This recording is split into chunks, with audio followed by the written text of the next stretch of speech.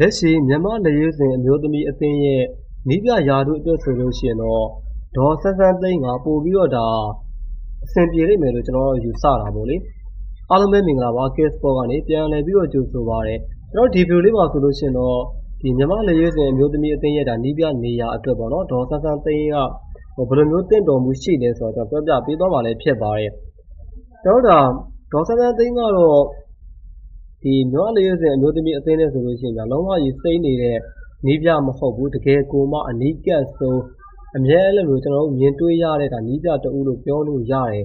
လက်ရှိမှာဆိုလို့ရှိရင်တော့ဒါဂျပန်နီးပြကြီးယူကီကလက်ရွေးစင်အမျိုးသမီးအသင်းကနေဒါနှုတ်ထွက်သွားခဲ့တာဖြစ်လို့နီးပြနေရာအတွက်ကတော့ဒါလက်နေတဲ့အနေအထားမျိုးလို့ကျွန်တော်တို့ကပြောလို့ရတယ်ဆိုတော့ဒီဘောလုံးပွဲချုပ်ကတော့ဒါဥဒ္ဒတော်တို့အနေနဲ့ဘယ်လိုမျိုးနီးပြတွေကိုထပ်ပြီးတော့ကမ်းလှမ်းမယ်ဘယ်လိုပုံစံမျိုးတွေနဲ့ထပ်ပြီးတော့ခတ်အပ်မယ်ဆိုတာကိုကျွန်တော်တို့အနေနဲ့ပြောလို့တော့မရဘူးဒါလုံးဝမသိသေးဘူးပေါ့နော်ဒါပေမဲ့လက်ရှိအနေအထားအရဆိုလို့ရှိရင်တော့ဒီဒေါ်စန်းစန်းသိန်းကပို့ပြီးတော့ဒါတင့်တော်တယ်ပို့ပြီးတော့ဒါဖြစ်တဲ့နီးပြတယောက်လို့ကျွန်တော်တို့ကယူဆလို့ရတယ်ဒီဒေါ်စန်းစန်းသိန်းဆိုတာကလက်ရှိမှာဒီ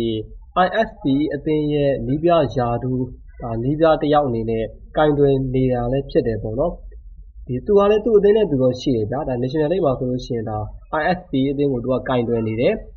2024လောက်ကနေစပြီးတော့ကင်တွယ်ခဲ့တာပေါ့လေပြီးတော့ဒေါ်စန်းစန်းသိန်းကလက်ရှိကျွန်တော်တို့ဒါမြန်မာ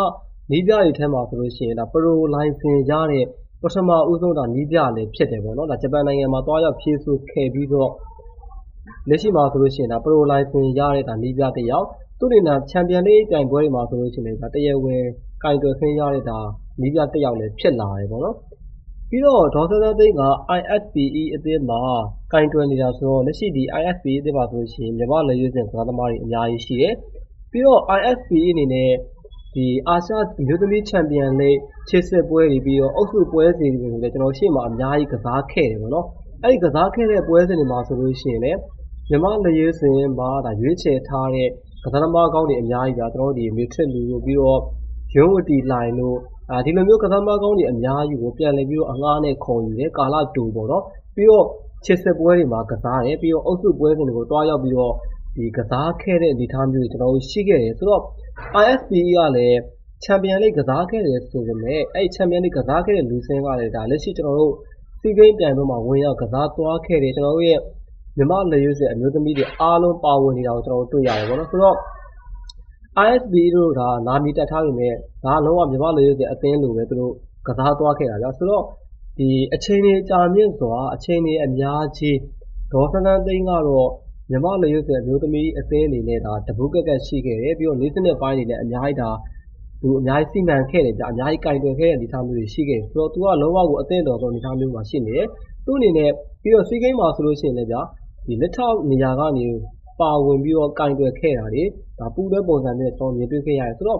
ဒေါ်စန်းစန်းသိန်းကကျွန်တော်ဒီတောက်လျှောက်ဗျာသိရမလားမြန်မာလက်ရွေးစင်အမျိုးသမီးတဲ့ဆိုရင်တောက်လျှောက် ISPE မှာရောဒါခြေစပွဲတွေချန်ပီယံလိတွေပြီးတော့ပြည်တွင်းလိဖလားတွေပြီးတော့လက်ရှိဒီစီးကိန်းမှာတွေမျိုးသမီးတွေကိုဒါတောက်လျှောက်ကင်တွယ်ခဲ့ရတဲ့နီးပြအနေနဲ့ကျွန်တော်တို့ကတွေးခဲ့ရတာဆိုတော့နီးစနစ်ပိုင်းမှာဆိုလို့ရှိရင်လည်းကျွန်တော်ပြောစရာမလိုသူ့အနေနဲ့ဒီကစားသမားတွေကိုဘယ်လိုကင်တွယ်ရမယ်ကျွန်တော်ရဲ့ဒီမြန်မာလက်ရွေးစင်မျိုးသမီးအသင်းကဒါဒီကစားသမားတွေကိုဘယ်နေရာမှာဘယ်လိုသုံးရမယ်ဘယ်လိုကစားကွက်မျိုးနဲ့သူပုံဖော်မယ်ပြိုင်ပွဲအသင်းကိုဘယ်လိုချင်းကပ်မယ်ဘယ်လိုမျိုးဒါကစားမယ်ဆိုတဲ့အနေအထားမျိုးသူကောင်းကောင်းကိုသိနေပြီပေါ့နော်ဆိုတော့ဒီလက်ရှိအနေအထားအရဆိုရင်သူကလုံးဝကိုဒါအသင့်တော်ဆုံးအဖြစ်သင့်ဆုံးဒါနီးပြတရားလို့ကျွန်တော်ကတော့မြင်တယ်။ဘာဖြစ်လဲဆိုတော့ကျွန်တော်အများကြီးပြောစရာမလိုဘူးကြာသူ့အနေနဲ့ဒီအများကြီးထွေးနေဖို့တောင်မလိုတော့ဘူးပေါ့နော်။ဒီလက်ရွေးစင်မျိုးသမီးအသင်းကသူနဲ့ကသူ့ရဲ့လက်ထွက်ပုံစံမျိုးသူအများကြီးကင်တွယ်ခဲ့ပြီးပြီ။ဒါကြောင့်မလို့သူ့အနေနဲ့ဘယ်လိုပုံစံမျိုးနဲ့ဖြတ်သန်းရမယ်ဘယ်လိုပုံစံမျိုးနဲ့ရှေ့ဆက်ပြီးတော့လှုပ်လှုပ်ရမယ်ဆိုတာကြီးကကောင်းကောင်းကြီးကိုသိနေပြီပေါ့နော်။ဒါကြောင့်မလို့လက်ရှိနီးပြရာထူးအတွက်ဆိုတော့ဒေါ်စန်းစန်းသိန်းကပို့ပြီးတော့ဒါတင့်တော်တဲ့အနေအထားမျိုးမှာရှိတယ်လို့ကျွန်တော်ကမြင်တာပေါ့လေဆိုတော့ဒီဗီဒီယိုလေးကိုကြည့်နေတဲ့သူတွေကတော့ဘယ်လိုမျိုးမြင်ကြလဲပေါ့နော်ကိုယ့်ရဲ့အမြင်လေးကိုလည်းဒါ comment လေးမှာချပြီးတော့ဒါရေးခဲ့ကြပါဦးဗျ